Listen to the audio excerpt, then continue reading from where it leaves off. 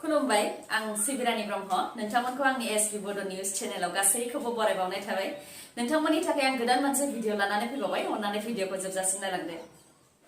गिख्रंथाव क'क्राझार जिल्लायाव बमा मोनदों क'क्राझार जिल्लानि सिङाव थानाय दतमा बाजाराव सोरबा सिनाय मोनै सुबुङा ग्रेनेड गारनानै गालांदों समेन सरकार मुंनि सुबुंनि गलायाव मोननो हादों बे बमाखौ चिप्स पेकेट दोनग्रानि गाहायावनो गारनानै गालांदों सिनाय मोनै दुथाङा ग्रेनेडखौ नुनाय लोगो लोगोनो मोनसे गिखांनाय थासारि सोमजिदों हाथायाव जाथायनि सोमोन्दै पुलिसनो खौरां हरनाय लोगो लोगोनो पुलिसा जाथायथिलियाव नुजाथिफैदों आरो खाफाल मोजां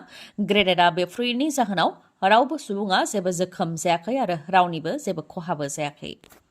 सुबुंनि जिउखौ थास' बिलाइनि दैजों रुजुनाय जायो बबे समाव मा जागोन जों रावबो हमदांस हाया माब्लाबा समाव गोलाव समनिफ्रायनो सिमां सुजुनाया दान्दिसे समावनो थेर बेथेर जायो थिग बेबायदिनो आर्मियाव मावनाय प्रसेनजित बसुमतारी बिथांनि सिमाङाबो सिमाङैनो थालांबाय चिरां जिल्ला आमगुरि पुलिस थानानि सिङाव थानाय सुबाइजार सामथाइबारि गामिनि थागिबि प्रसेनजित बसुमतारीया हरखाबै मोब्लिब बोगथाबजानानै जिउ खोमानांबाय प्रसेनजित बसुमतारीनि बिसिया फोरमायथिनाय बायदिब्ला प्रसेनजित बसुमतारीया थांनाय अक्ट'बर दानावसो अरुणाचल प्रदेशनि टावांआव पस्टिं जाफैदोंमोन आरो फैगौ जानुवारि दानावनो न'आव फैनो गोनांमोन फैनानै चापागुरियाव गोदानै लुनाय गेदेर न'खौ बेखेवफैनो गोनांमोन जायखौ लानानै गोबां हांखुरमोन आरो गोसो गुदुंमोन प्रसेनजित बसुमतारीया नाथाय बिथाङा हरखाबै मोब्लिबजों बोगथाबजानानै थैनो गोनां जाबाय बिथांनि बिसिया फोरमायथिबावनाय बायदिब्ला बे जाथाया बेलासे 3 रिंगासो समाव जानो मोन्दों जानो हागौ होननानै फोरमायथिदों मानोना बेलासे 2:15 रिंगासो समाव न'खरनिफोरजोंनो फनाव रायज्लायहरदोंमोन जेराव भिडिअ कलिंजों फिसाजोखौबो नायहरनानै बायदि जंखायहरदोंमोन होननानै फोरमायथिदों नाथाय फन रायज्लायखांनायनि उनाव गावसोरनि सिअ'नि न' साजों मोब्लिब थार थांनायखौ बानायनो लेंहरनायाव मोब्लिबखौ बानायनो थाखाय थांदोंमोन प्रसेनजित बसुमतारीया बेयावनो मोब्लिबजों बोगथाबजानानै थैनो गोनां जादों प्रसेनजित बसुमतारी बिथाङा दा बिथांनि गोथै देहाखौ न'फारसे लाबोगासिनो दं होननानैबो मिथिहोदों फोरमायथिनो गोनांदि आर्मियाव मावनाय प्रसेनजित बसुमतारी बिथाङा रुंसारि धजेन बसुमतारी आरो मनमति बसुमतारीनि फिसाज्लामोन आरो बिथाङा 21 बोसोर आर्मियाव मावबायमोन आरो बिथाङा भलन्टियार रिटायार लानानै न'आव बिसि फिसाजों थाफैनायनिबो थांखि लाबायमोन नाथाय मानसिया सानो मोनसे गसाया सानो मोनसे प्रसेनजित बसुमतारी आरो बिथांनि बिसिया जि सानदोंमोन बेफोर गासैबो फेलें जाबाय हरखाबै बे बुहुमखौ नागारनानै थांनो गोनां जाबाय प्रसेनजित बसुमतारीया जोलुर गेलेनाय नायनो मोजां मोनग्रा रायजो राजा नोंथांमोननि थाखाय मोनसे गोजोनथाव खौरां स्टेट लेभेलनि आइजोफोरनि जोलुर गेलेनाय बादिनांनाया चिरां जिल्लानि बिजनियाव जागायजेनबाय आसाम फुटबल एसोसिएशन बिजनि जिल्ला स्पर्ट्स एसोसिएशननि बानजायनायाव Assam state women football league 2023 जागायबाय चिरां जिल्ला बिजनि डिस्ट्रिक्ट स्पर्ट्स एसोसिएशन प्लेग्राउन्डआव जागायबाय बेनि गेलेनाया आरो 13 दिसेम्बरसिम थागोन आसामनि गुबुन गुबुन जिल्लानि आइजोफोरनि फुटबल हान्जाया बे गेलेनायाव बाहागो लाफैगोन गोसो गोनां बिथांमोनहा आइजोफोरनि बे जोलुर गेलेनायखौ नायहैनो हागोन आरो जोलुर गेलेगिरि बिथांमोनखौ थुलुंगा हैनो हागोन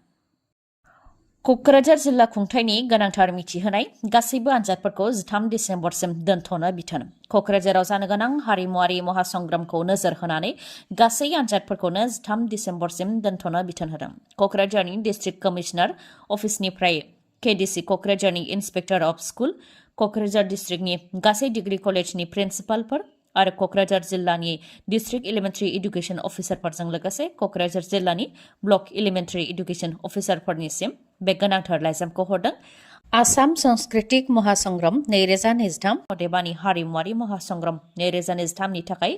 क'क्राझार जिल्लायाव एलएसि लेभेलाव बादिनांनाय जागोन जेराव गासैबो बिबानगिरिफ्रा बाहागो लानायजों लोगोसे फरायसाफोराबो बाहागो लागोन बेनिखायनो आनजादखौ 13 दिसेम्बरसिम दोनथ'नो थाखाय बिथोन होदों मानोना बे बादिनांनाया 10 निफ्राय 13 दिसेम्बरसिम थागोन बेनिखायनो 13 दिसेम्बरनि उनाव आनजादखौ खुंनो थाखाय गनायथि होफिनदों क'क्राझार जिल्ला खुंथायनिफ्राय बिटिसिआव 3,000नि गोबांनो रेगुलार साख्रि होबाय आरो 3rd आरो 4th ग्रेडनि साख्रिनि इन्टारभिउआव जाहाथे मोजाङै उथ्रिसार जानो हायो बेनि थाखाय ट्रेनिं होगोन होननानै बुंथिदों प्रमद बर' बिथाङा जाय समाव बिटिसिआव सासेनोबो साख्रि होनो हायाखै होननानै बेरेखा दोलोआ गोलाव समनिफ्रायनो आसि दिन्थिबोदों बे समाव बिटिसिआव 3,000नि गोबांनो रेगुलार साख्रि होबाय होननानै दाबि खालामदों प्रमद बर' बिथाङा बिटिसि साख्रि होनायनि बेलायाव प्रमद बर' बिथाङा बुंथिदों दि बिटिसिआव 3,000नि गोबां लांदां मासि दं साख्रिनि मासिया थोजासे नङा आरो इन्टारभिउआव उथ्रिसार जायोब्लानो साख्रिखौ मोनगोन बेनिखायनो इन्टारभिउआव जाहाथे मोजाङै लिरनो हायो बेनि थाखाय मोनफ्रोमबो साब डिभिजनाव डिसेम्बर दाननि जोबथायाव ट्रेनिं होगोन होननानै बुंथियो प्रमद बर' बिथाङा। लोगोसे SIU-नि थाखाय नेगासिनो दं। जेब्ला रायजो सरकारा SIU होगोन लोगो लोगोनो एपइन्टमेन्टखौ होगोन होननानैबो बुंथियो। आरो बुंथिबावोदि थांनाय हाग्रामा महिलारिनि सरकाराव जि साख्रि होदोंमोन बिथांमोननिया दान बान्था गैया। CSB-नि गेजेरजों सायख'जायाखै, कन्ट्रेक्चुएलावसो साख्रिखौ मोन्दों, जायनि थाखाय बिथांमोनहा दा जोबोद जेंनायाव दं। नाथाय दानि सरकारा जि साख्रि होदों सासेबो जेंनायाव गोग्लैनो गोनां जानाय नङा। 3,000नि गोबांनो रेगुलार साख्रि होबाय आरो 1999 मायथाइनि फोरोंगिरिफोरनिफ्रायबो थाइसेबो रां लायालासे साख्रि होजोब्बाय होननानै दाबि खालामदों प्रमद बर' बिथाङा। आरो BTSनि 3rd आरो 4th ग्रेडनि साख्रिनि इन्टारभिउनि थाखाय सांग्रांथि होगोन जाहाथे इन्टारभिउआव मोजाङै लिरनो हायो होननानैबो बुंथियो प्रमद बर' बिथाङा। सोमावसारनानै आरो बावसोमनानै फैनायफोरखौ अननाया जोंनि बिबान, राजखान्थिनि मुङाव हारि थगायनायनि खामानिखौ जों मावा होननानैबो बुंथिबावो प्रमद बर' बिथाङा। नाथाय लाइमोनफोरा साख्रि नेयैनो आंगायबाय। माब्लाबा जुन दानाव साख्रि होगोन होननानै बुंथियो, जुलाइ दानाव होगोन होननानै बुंथियो। बेबायदिनो माब्लाबा अक्ट'बर माब्लाबा डिसेम्बर होनानै जोबलांनोसै होननानै उल्थाय गाग्लोबफिनो इउथ BPF दोलोनि दैदेनगिरि प्रहलाद ब्रह्मआ। लोगोसे बुंथिबावदि प्रमद बर'आ साख्रि होनो हाया आरो BTSआव साख्रि होनो हानाय गोहो गैला, बे जोंनो फोरमान जायो। लाइमोनफोराबो बुजिबाय प्रमद बर'जों जेबो जाला, खुगायावल' गोथाव गोथाव बाथ्रा, खामानियाव मोनसेबो गैया होननानै बुंथियो बिथाङा। बेनि अनगायैबो 46 गामिखौ BTSआव सोनायनि बेलायावबो बुंथियो दि BTSखौ सेटेलाइट काउन्सिल बानायनो नागिरदों, नाथाय जाहाथे कन्टिगुइटियाव दोनो, सिमाखौ माजबादनिफ्राय लानानै जाहाथे फोनांजाबो आरो अदालगुरि जिल्लाजों ज' खालामो, बेनि थाखायबो खावलायो आरो सिमाखौ थि खालामनानै बेसेबां बिघा हाया BTSआव हाबखो बेखौ जाहाथे फोसावनानै होयो, बेनि थाखायबो खावलायो प्रहलाद ब्रह्मआ। कंग्रेसनि दैदेनगिरि आरो राज्य सभानि MP धीराज साहुनिफ्राय कौटि रां हमनो हादों। जाय रांनि बान्डलखौ नुयोब्ला नोंथाङाबो सोमोनांगोन। MP धीराज साहुनि उड़िसा आरो झारखन्डआव थानाय न', मावख' बायदिफोरनिफ्राय इनकाम टेक्स डिपार्टमेन्टआ सिग्रोमनानै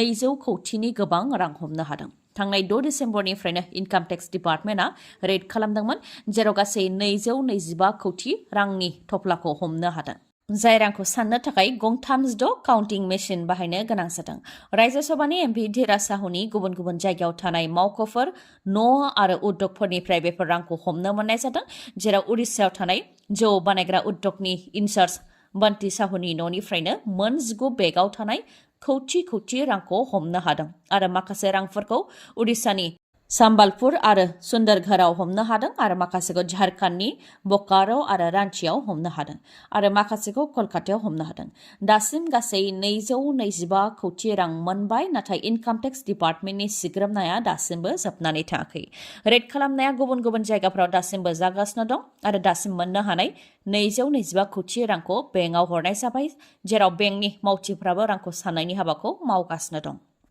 बिटिआरआव फिन हानजा जिनाहारि। बे खेबाव जुलि जाखानाय आइजोखौनो हानजायै जिनाहारि खालामनाय जाथाय जादों। बे सोंगारि जाथाव आरो मुगैथाव जाथाया बाक्सानि दुमनियाव जानो मोन्दों। हाबा जाखानाय आइजोखौ हानजायै जिनाहारि खालामनाय दुथांफोरनि मुङा जादों प्रेमचन्द तिर्की आरो मारां इक्का। न'आव फिसाय गैयिनि खाबु लानानै हानजायै जिनाहारि खालामदों दुथांफोरा। फोरमायथिनाय बायदिब्ला आइजोनि फिसाया खामानिनि थाखाय बायजोआव थायो। बेखौनो गोलाव समनिफ्रायनो नोजोर होबोदोंमोन दुथांफोरा। थिग बेबायदिनो रावबो गैयैखौ खाबु लानानै उन्दुफुबाय थानाय समावनो जरजबस्तियै जिनाहारि खालामदों दुथां सानैया। जाथायनि सोमोन्दै पुलिसनो मिथिहोनायनि उनावनो पुलिसआ दायनिगिरि सानैखौ दा हमबाय आरो दायनिगिरिफोरखौ गोख्रोङै साजा होनो थाखाय दाबि दैखांदों आइजोजों लोगोसे आइजोनि नखरनिफोरा।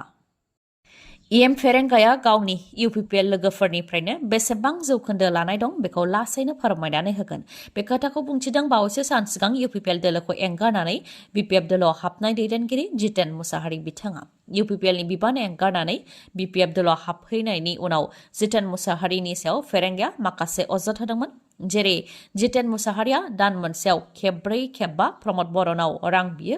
बेनि अनगायैबो जौ लोंनानै गोग्लैनानै थायो बायदि अजद होदोंमोन। बेनि फिननाय होदों जितेन मुसाहारि बिथाङाबो। जेबो मिथिया लासे फेरेंगाया जानला मोनला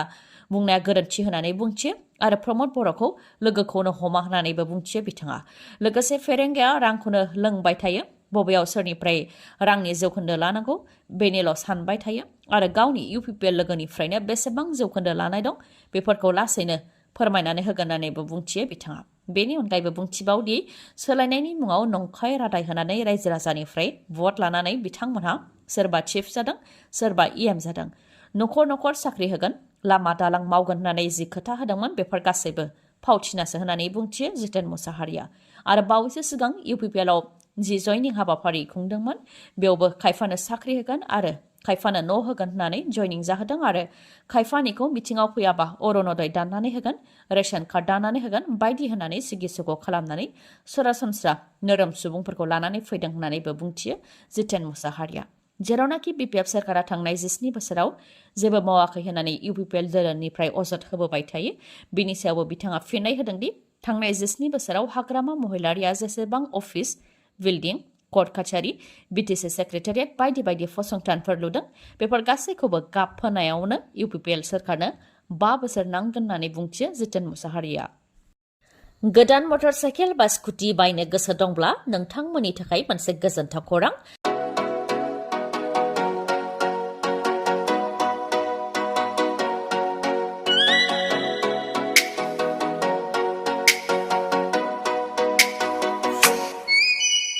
मानिकपुर पुलिस थानानि साखाथियाव थानाय मानास अट' हन्डा श'रुमा फिन नोंथांमोननि थाखाय गोजोनथाव खौरां लानानै फैदों गोथार बर'दिन सानजों लोब्बा लाखिनानै बायदि बायदि अफार फोसावदों मानास अट' हन्डा श'रुमा अफारफोरा जाहैबाय जायखिजाया मटर साइकेल बा स्कुटि बायोबा नोंथाङा बेसेन नाङालासे गंनै हेलमेट मोननो हागोन लोगोसे बेसेन नाङालासे 5 लिटार पेट्रल मोननो हागोन आरो बेसेन नाङालासे गोजां बोथोरनि थाखाय कम्बलबो मोननो हागोन बेनि अनगायैबो नोंथाङा मोननो हागोन 1000 केशबेक अदेबानि नोंथाङा 1000 रांबो मोनफिननो हागोन अब्ला नोंथाङा गोनो गोथो जानांगौनि जेबो गोनांथि गैया थाबैनो नोंथाङा मानिकपुर पुलिस थानानि साखाथियाव थानाय मानास अट' हन्डा श'रुमनिफ्राय गोदान मटर साइकेल बा स्कुटिखौ लायनो हागोन आरो नोंथांमोननो बेखौबो मिथिहोबावोदि जायखिजाया कम्पानिनि गोजाम मटर साइकेल बा स्कुटिखौ सोलायनानै नोंथाङा गोदान मटर साइकेल बा स्कुटिबो बायनो हानायनि राहा दं बे श'रुमाव बेनि अनगायैबो नोंथाङा गोजान जानथायनिब्ला हम डिलिभारि खालामनायनिबो राहा दं बे श'रुमाव आबुङै मिथिबावनो थाखाय 7002601255 नङाबा 9101272776 बे नाम्बाराव खौरां लाहरनो हागोन गोजोन्थों दिनैनि भिडिअआ एसेनोसै गाबोन आरो गोदान भिडिअजों लोगो मोनफिनबावगोन नोंथाङा दासिमबो आंनि चेनेलखौ साबस्क्राइब खालामाखैबा अन्नानै साबस्क्राइब खालामदो लोगोसे लाइक कमेन्ट आरो शेयार खालामनो दाबाव गोजोन्थों